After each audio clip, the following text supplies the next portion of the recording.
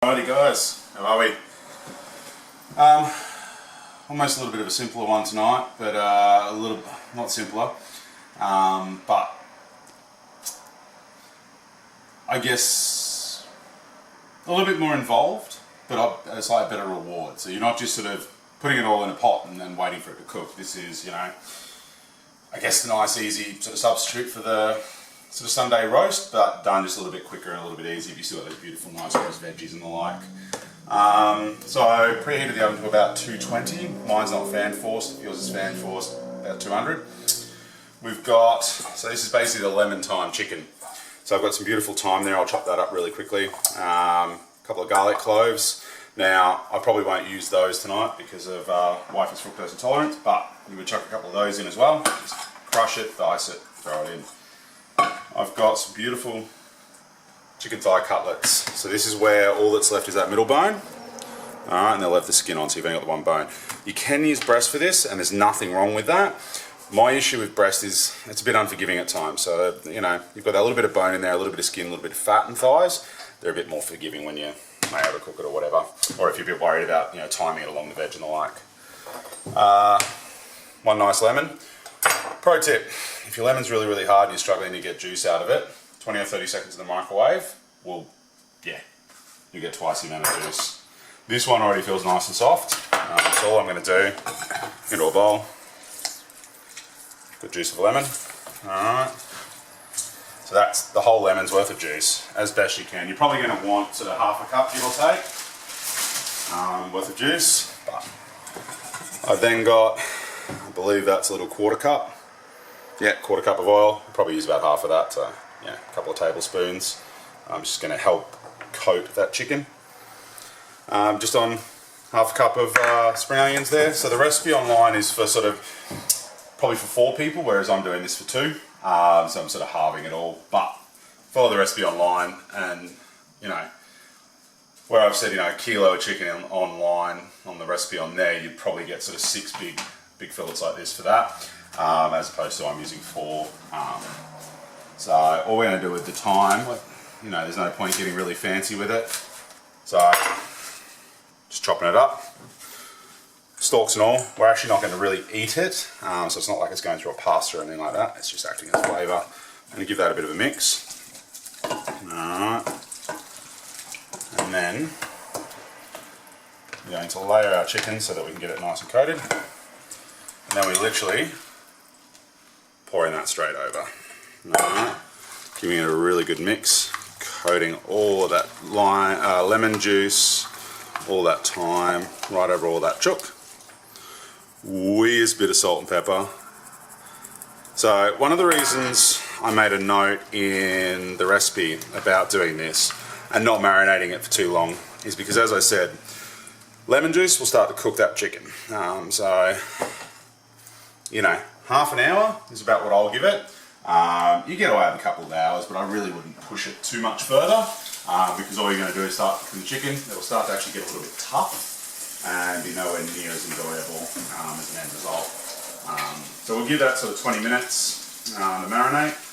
This is about the time where you would you know, start peeling and chopping your veggies. Now, I managed to get a hold of some really nice little wash spuds that I absolutely love, which are these nice little red ones. Perfectly washed already. I've given them a rinse. Basically, you can peel them depending on how you're feeling on the day. If you don't have much energy on you, don't stress about peeling your potatoes, providing they're really nicely washed. What will actually happen is that skin there will go nice and crispy, and for me, I quite enjoy it. Some people don't like it and much prefer to peel them, and that's the horses for courses, depending on your energy level, let's be honest. Sometimes it's just much easier not to. Just going to grab a bowl, back in a moment.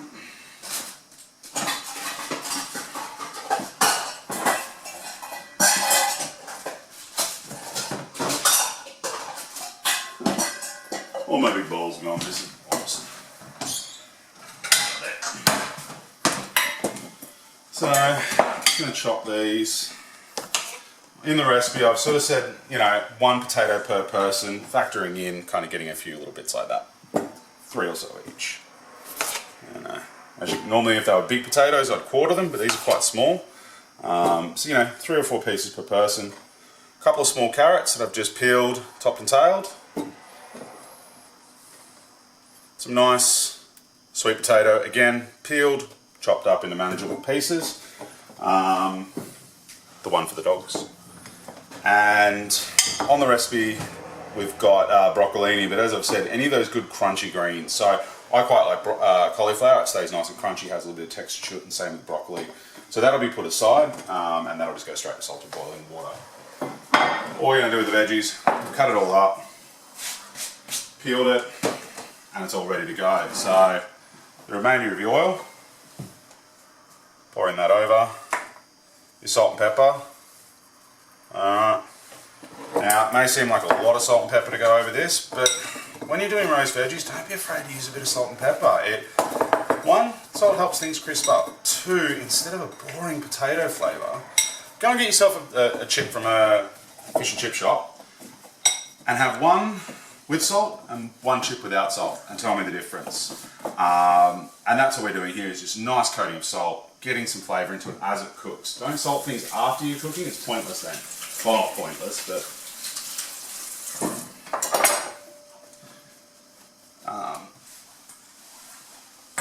let's be fair, and this is why I said in some ways this is a bit easier, but also a little bit more fiddly.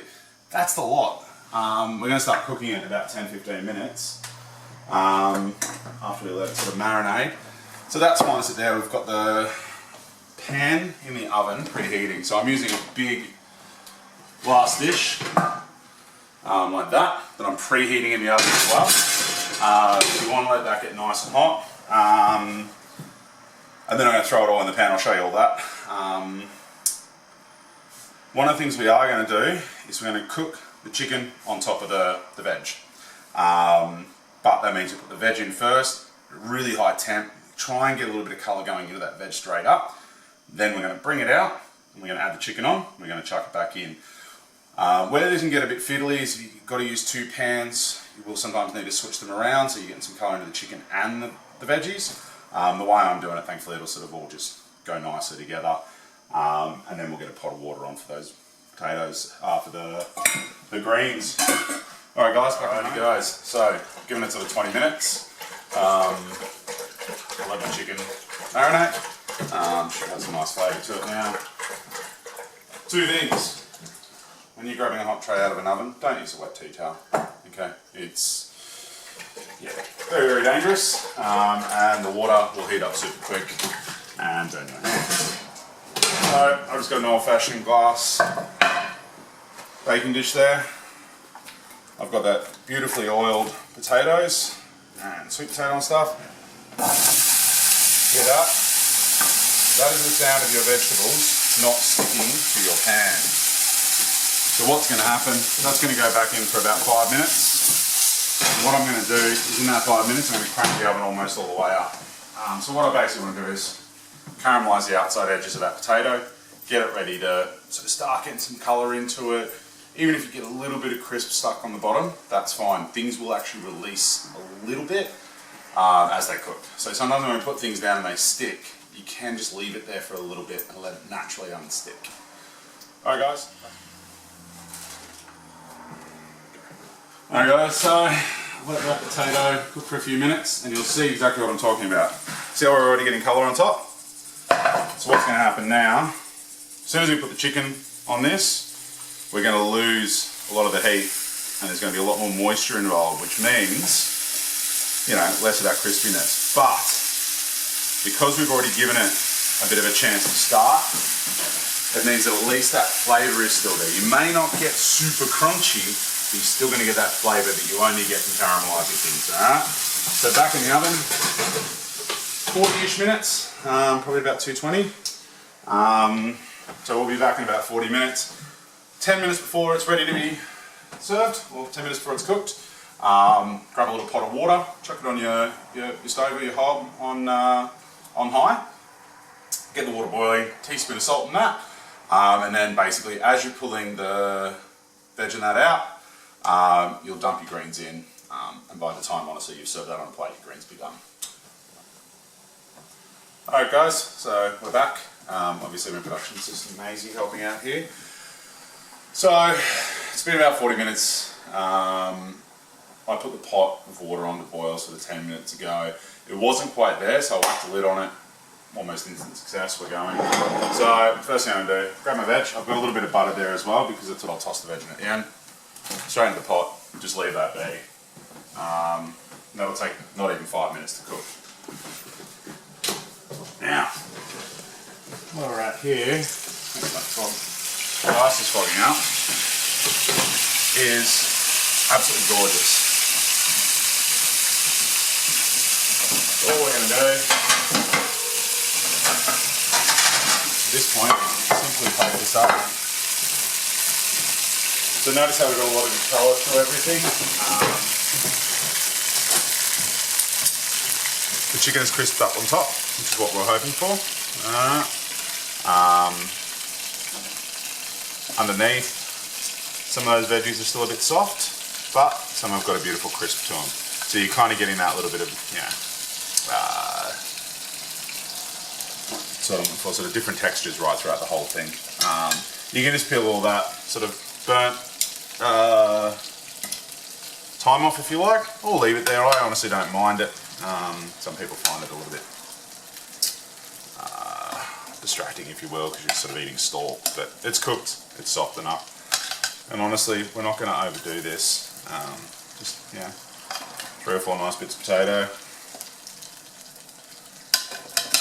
We're not here to win Michelin stars, but you know what, sometimes making your dinner look nice can make you feel a bit better too.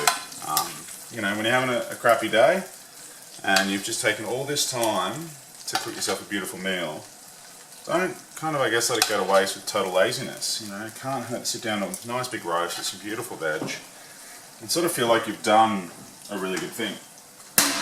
So all I'm going to do, literally, that's all the time these will need to have that beautiful crisp, but still be hot through and cooked.